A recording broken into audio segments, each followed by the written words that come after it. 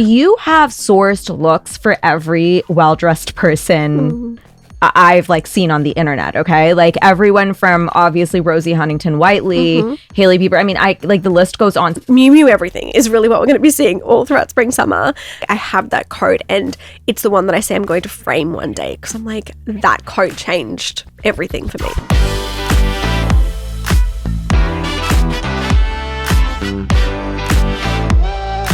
So since we were talking, I've been like holding in all the fashion things because I'm like sprinkling it in before we got on air, but I have so much stuff to talk to you about. So we were just discussing like the longer bags, right? So do you feel like that's a trend right now, or like what are the big bag trends that you're seeing? I would definitely say that yes, that style of bag is a trend. I would say that Alaya was probably at the forefront of that with the Latecal. It's such a great style. And then, of course, other brands have followed suit.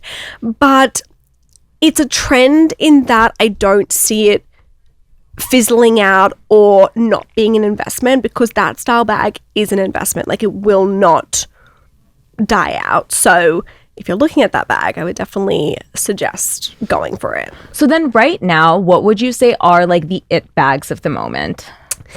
100% Margot. That still remains key a year on. So January 2024 was when that popped off, starting with the brown suede. Yeah. And that's been pretty consistent. What else is popping on off in the DM? So the row, I would say, is for sure carrying handbag styles at present. There's another style that's just been released called the Marlowe, and then that's like the tote, right? It is, yes. Which it's on my radar, like one to watch. It hasn't yet popped off, but with all these things, like I just think it's time and it's timing.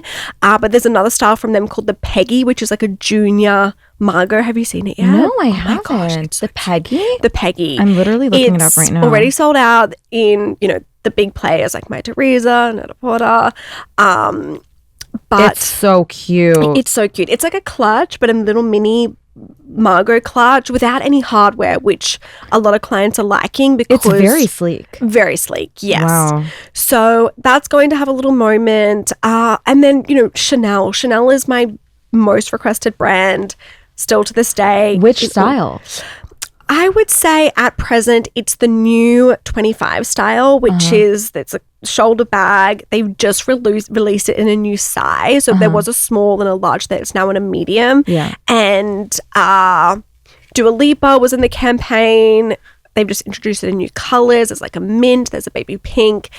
So everyone loves Chanel. Yeah. I also think like Chanel's gonna blow up once Matthew Blasey starts. I'm scared for my DMs. I am too. I'm truthfully also very scared for you because I feel like I've avoided shopping there since they announced him, because I'm like waiting for his collection basically. Yes. And I think he's going to transform the ready-to-wear personally. Yes. And Chanel needs that. Chanel really needs that. Yes. I agree. And I would it's funny because it does still sell, but there's so much room for innovation there. And I think he's going to come in very hard on their ready to wear. And I actually had an interview just this past week that came out in Harper's. We were talking about, how customers follow creative directors as opposed to brands themselves, and Absolutely. What really entices that. And one thing is customers love buying into like the first collection that a new creative director does for a brand. So the first collection that he does for Chanel is going to be insane. Oh, you'll find me in your DMs yes, too. I'll be amidst everyone else.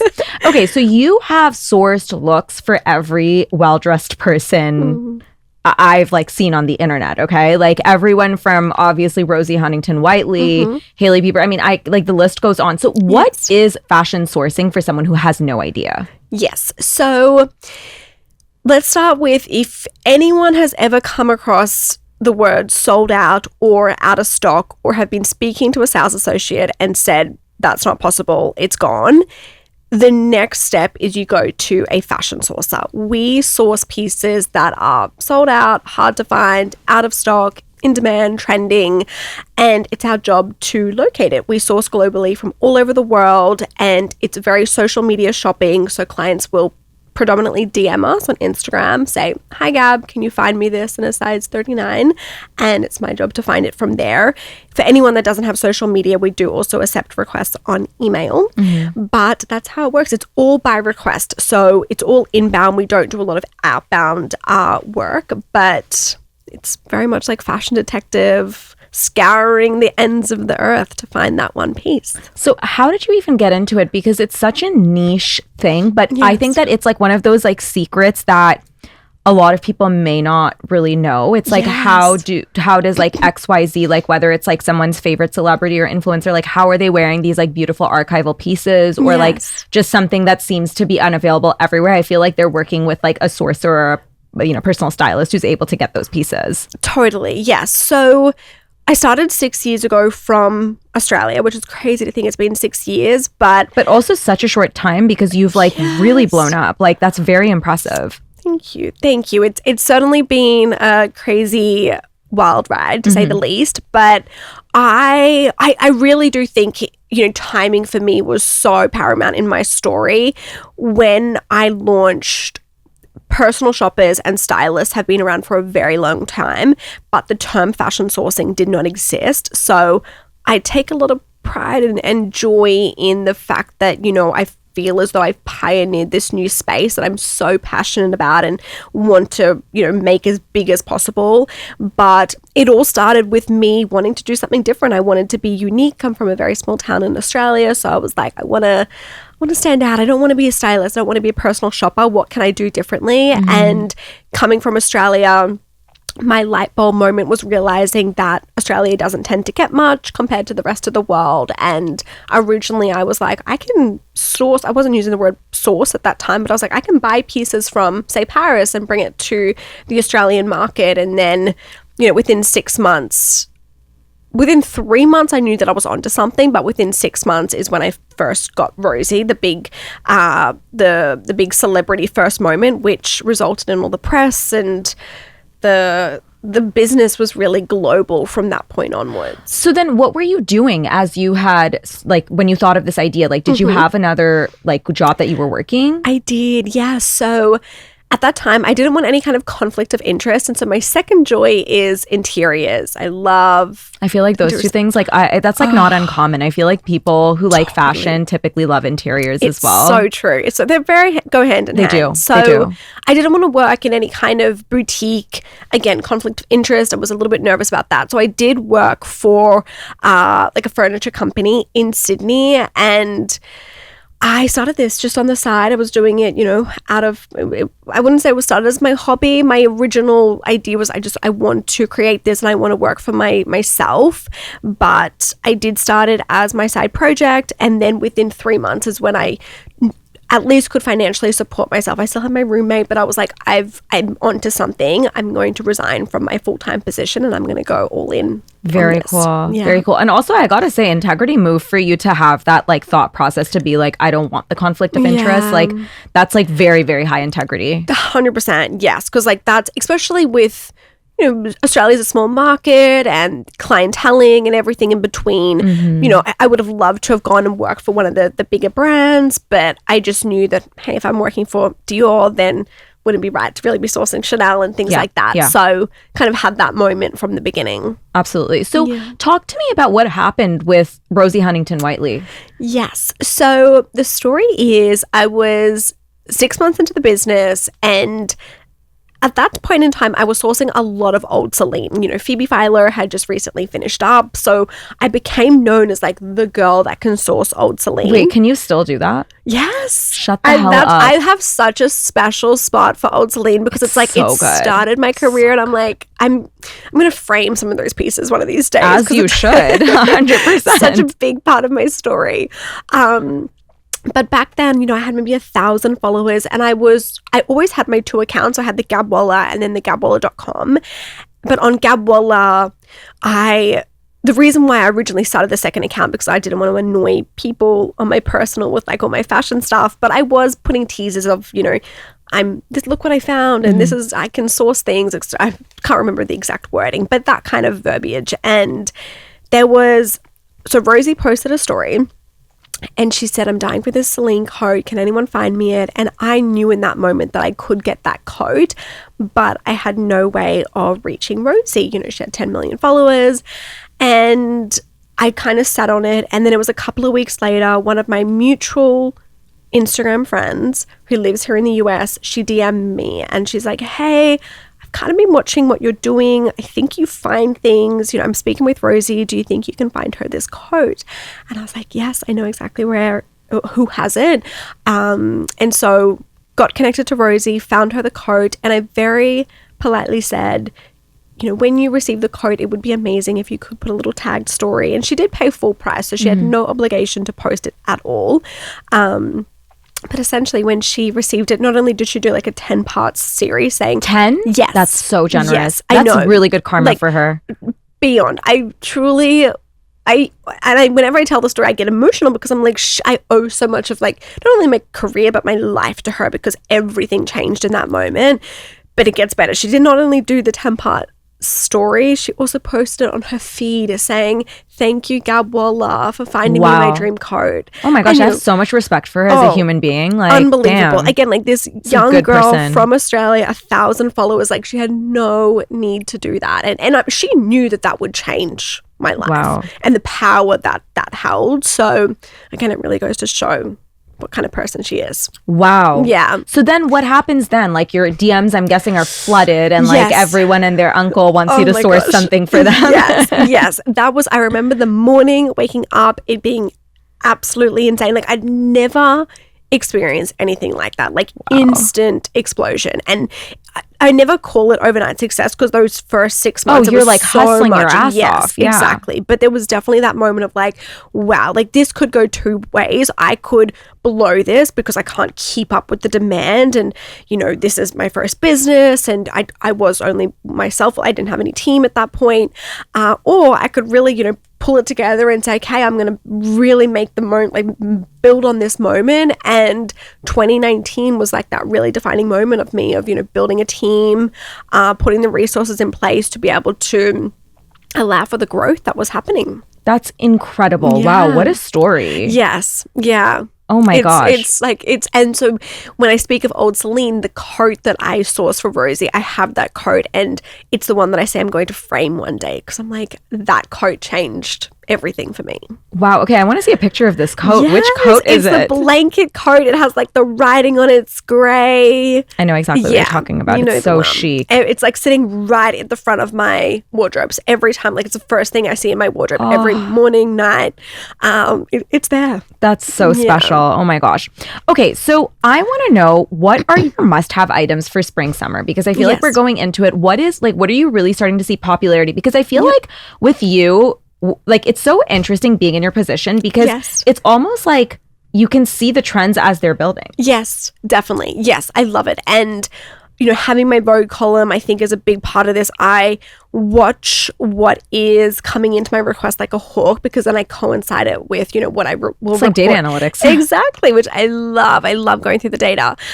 So moving into spring, summer, so Miu Miu is by far the one that is going to... They have been, I mean, it's what, like going on 3 years? Yes. A year of Miu Miu? Truly. And it's so funny to me because when I started, Miu Miu was non-existent. Like no one wanted Miu Miu, and to see its transformation and to they're see ready to wear. Oh, it's so good. So good. And they've built the Miu Miu girl, like to build a profile, like a customer profile that strong that you want to buy into it to be that girl. That's so powerful and it's very unique in luxury. So Miu Miu everything is really what we're going to be seeing all throughout spring, summer.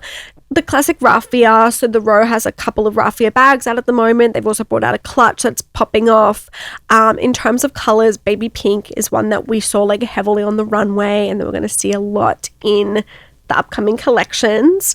And then in terms of the only other thing I would say is at this time of the year, it always happens also for fall with like shearling, but there's a raffia bag that like always pops up and it's sometimes usually from Celine.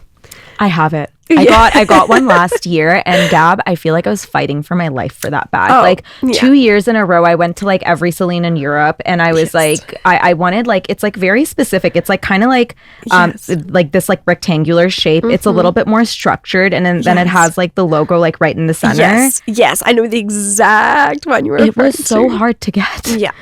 Like when I got it, it was like one boutique, like their boutique in Florence, and I was like, "This is it." Like you can call me Gab Waller at this point. Like, I need to hire you, honestly. But Celine, I feel like their raffia bags are chic. Yes, they do so well year after year. So there's one at the moment. It's like a mini round style that's already proving a little bit popular, but I think they will, as we get closer to summer, they'll bring out another reinterpretation, and it's gonna pop off. Yeah, I mean, I think Celine does it really well. Any other brands that you foresee with raffia or like that like summer kind of like crochet, like that kind of vibe? I would say, the only other style that's like right on top of my mind at the moment, because I have an inkling it's going to sell out, is Kate have released these, it's not raffia, but it is these shoes, these summer heels. They've got like a little kitten heel, and they've got beaded like little strap at the toes, and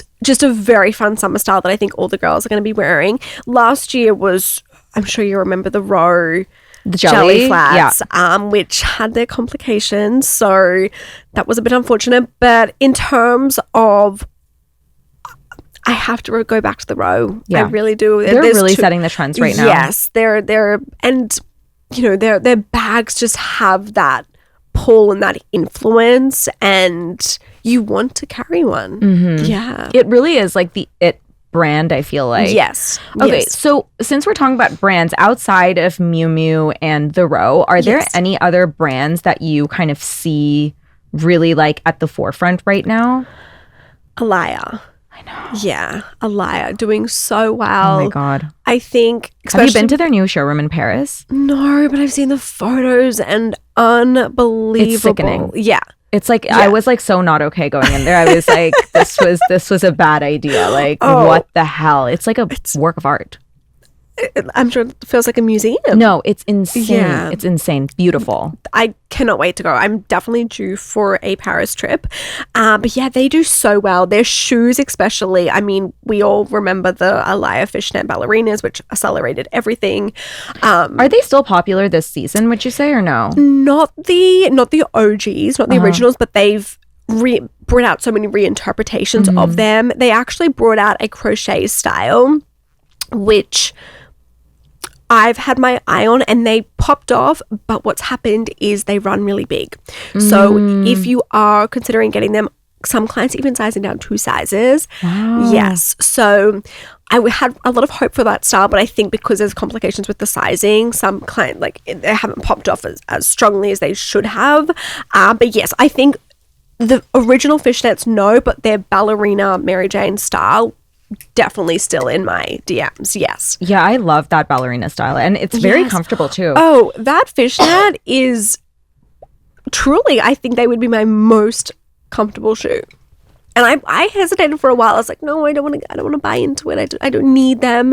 And then when I actually put them in, I was like, oh, they're worth the hype. Yeah, I mean, I think like last year, and I'm like curious to hear what you think of like footwear as a category in general, but last year I feel like the vibe was this like see-through, like it was like the mesh and the fishnet and the jelly. It was like I feel like they're all kind of bucketed into the same category. Yes, I think that is certainly a summer moment, and whether that will happen again, I don't think we will see the jelly. I think that was a one-hit wonder. Yeah, that's why I didn't buy into it. I was like, I just can't justify this, and it's like, I know it's fleeting.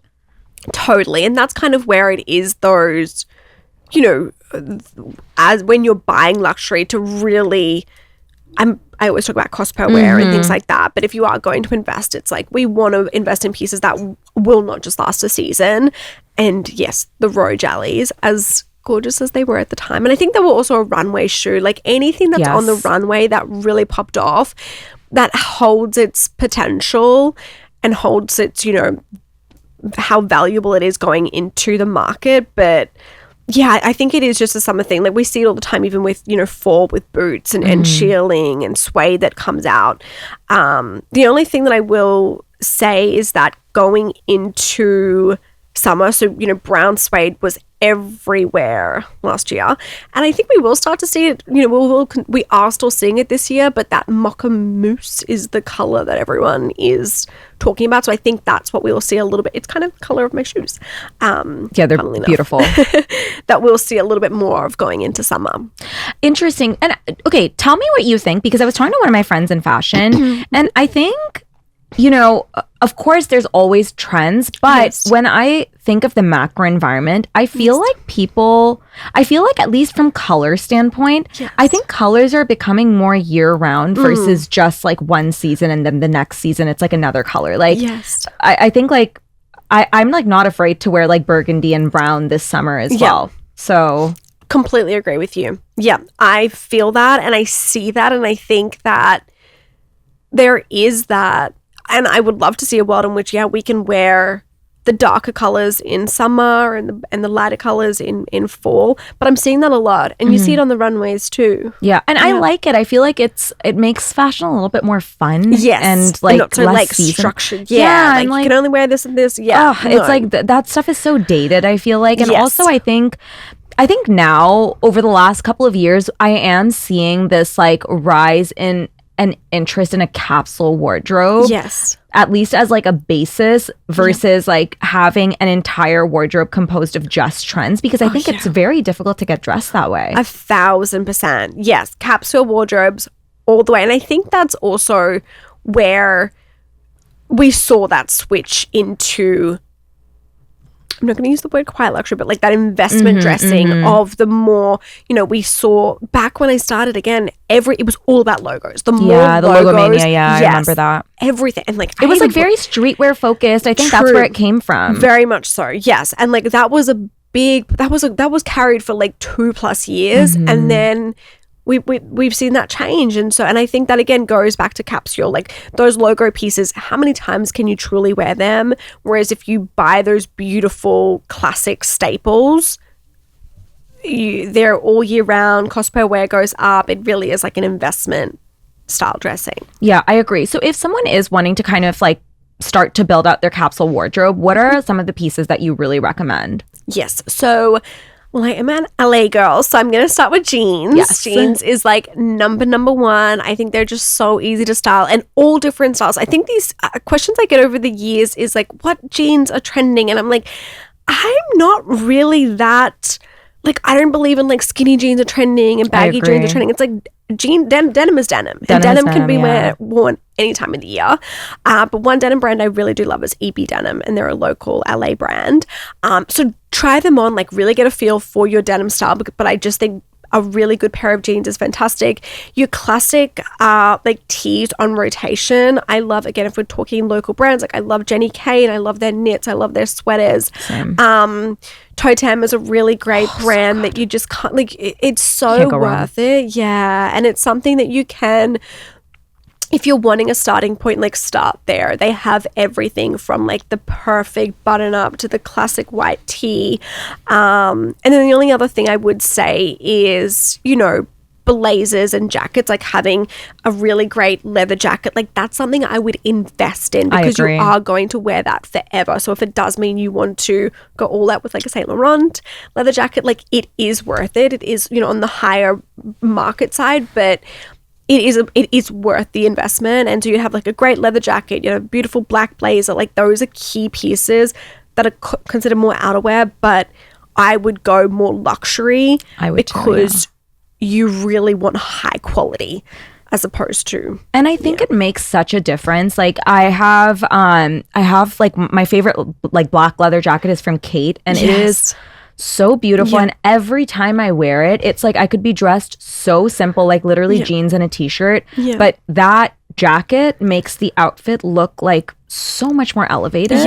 And it makes you feel so good. Amazing. Yeah. And I think like that's also the common thread that I see when it comes to like the best dressed people that, I think everyone looks at right now. Whereas like, yes, they have their own twist, but they've like nailed down these like amazing like basic kind of like well-tailored, like structured, like cool looking pieces. I'm actually so glad you mentioned tailored because I think that's a key part is that find an amazing tailor. And don't be afraid to tailor like anything and everything. Yeah, truly, it's so worth it because that can change, you know, like a trouser from like, oh, I hate this to like once it's tailored perfectly to you and it's not pricey, it's game changing. No, literally, my tailor is like my favorite person on the planet. I'm like obsessed with this man. Like he comes like every, I don't know, like couple of months, and I give him everything, and it's like so worth it. Your jeans fit better. The length of everything is perfect, and I think like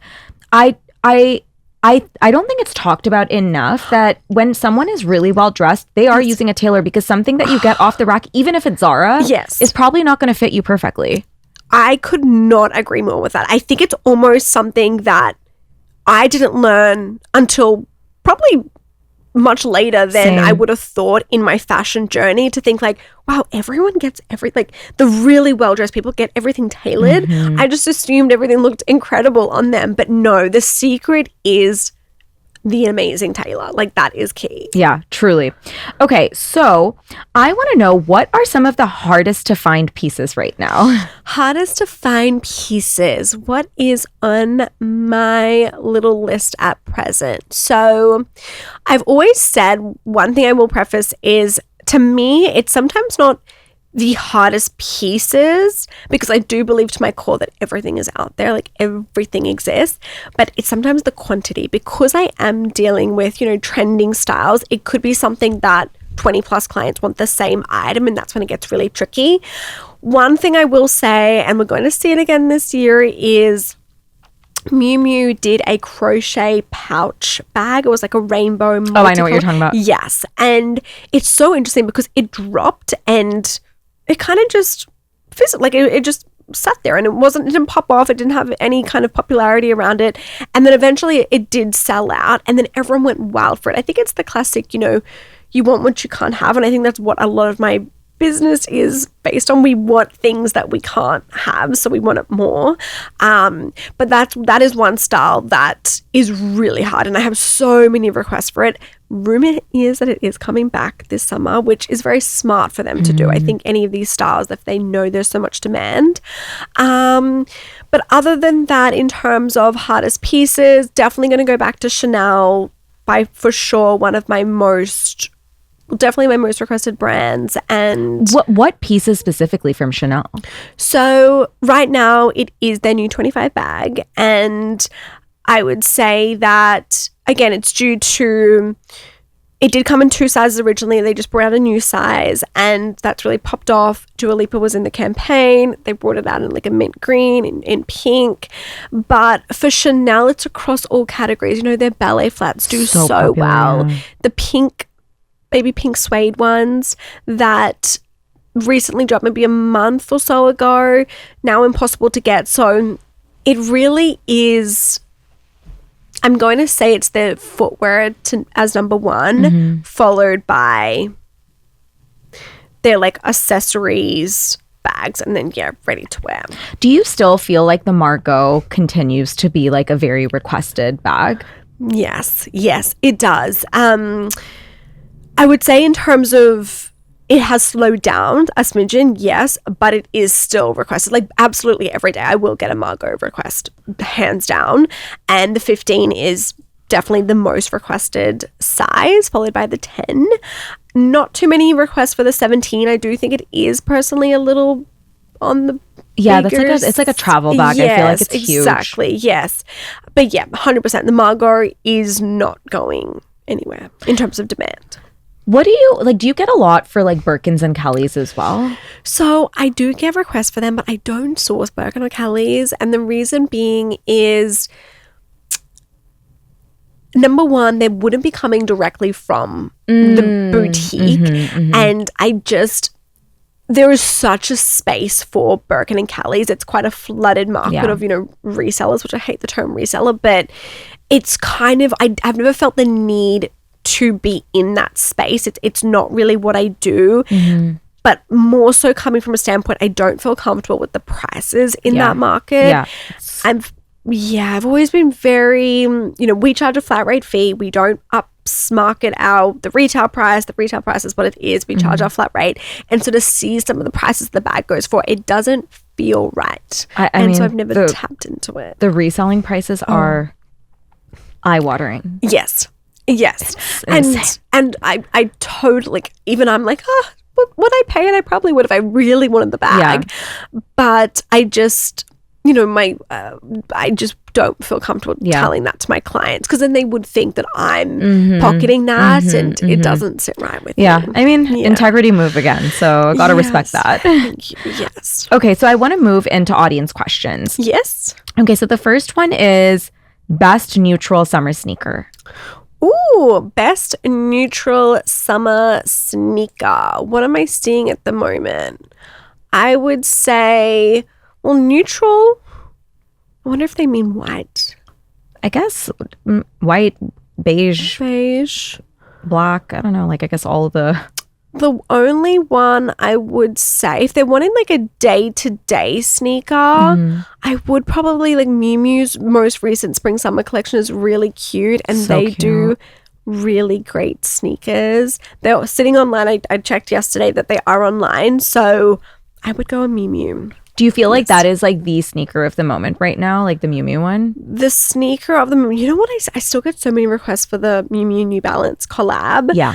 I still, to this day, believe they are the sneaker of the moment. All the girls are wearing them. They are still sold out, and they have brought out new colors. They brought out a black patent. They brought out a white. They brought out a white silver. They brought out the slide version, which I'm sure you've seen. The slide version hasn't unfortunately popped off the way in which I'm sure they would have liked it to, but yeah, definitely those sneakers are still in my DMs heavily.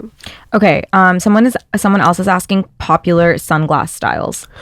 Ooh, popular sunglass styles. I'm going to say Saint Laurent. There's one style in particular that Bella Hadid wore down the runway. It's in my requests at the moment. It's like it's a round shape. They're a little bit tinted. Saint Laurent I always say for sunglasses. They've got so many great styles. Yeah, they're really cool. Yes. Really, really cool. Are you also noticing a shift in like kind of the size? Because I feel like for a while it was like very thin, very small. Yes. And I feel like we're kind of moving away from that a little bit. 100%. Such a great point. I could not agree more. Yes, I'm not seeing as many tiny styles at the moment. I remember even, oh my gosh, there was a style that I need to do a book one day of all the stories of the pieces that have like popped off and why they did, but there was a Balenciaga style. Hailey Bieber wore them and they were my most sold sunglass style ever. And it was like a little round, thin, tiny Balenciaga style. Yeah. This is maybe, I'm going to say like 2 years ago now. Yeah. It's really interesting. Have you noticed that when it comes to something popping off, it's typically because like a celebrity or like a known face kind of wears it out and then everyone all of a sudden wants the same thing? I would definitely say that has a huge part in the influence. Yes. So there are certain celebrities that I will keep a watchful eye on to see what they're wearing, to see if it kind of generates into or moves into my DMs. One that she has so much influence is Morgan Stewart. When she wears something, especially if it's like a Chanel ballerina, she often posts her shoes, guaranteed to get requests for it. She has a lot of shopping power, yes. That is so interesting. I mean, she's incredibly well dressed, so it doesn't surprise me at all. Yes, but it's something I'll absolutely watch what she's wearing, her stories. And it's immediate. Like, she'll post it on her stories and I get screenshots. Like, can you get me these? Wow. Morgan was just wearing them. Yeah. So cool. Okay, on that note, outside of ballerinas and like ballerinas, are there any specific shoes that you're loving for the summer? Outside of ballerinas, what am I loving outside of that? I would say that trying to envision what I've been eyeing off recently. I would say those Kate shoes. They're so cute. Yeah, the beaded ones.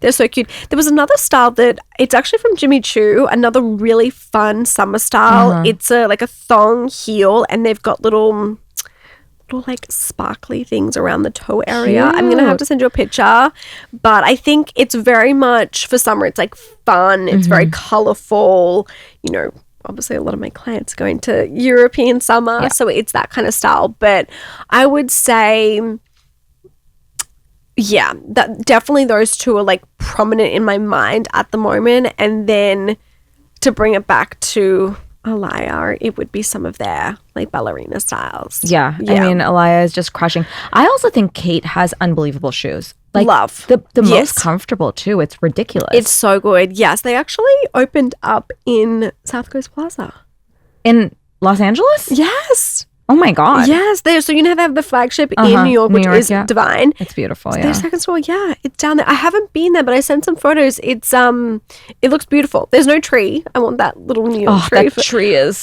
Isn't it amazing? Stunning. But yes, so like I mean, I would love for them to come to LA, but there is one in South Coast Plaza. Yeah, I mean they need to come to LA. I feel like their market is here. I mean, it's crazy. Every time 100%. I go to New York, I'm like feral in that store. It's insane. It's so good. I completely hear you. It's they're so good. They're so good. Yes. Okay, last question. Any specific color trends that you're seeing? Definitely baby pink. Mm-hmm. Yes, we saw it heavily on the spring summer 2025 runways, and almost all collections are coming out with that. I think it's like a prominent color.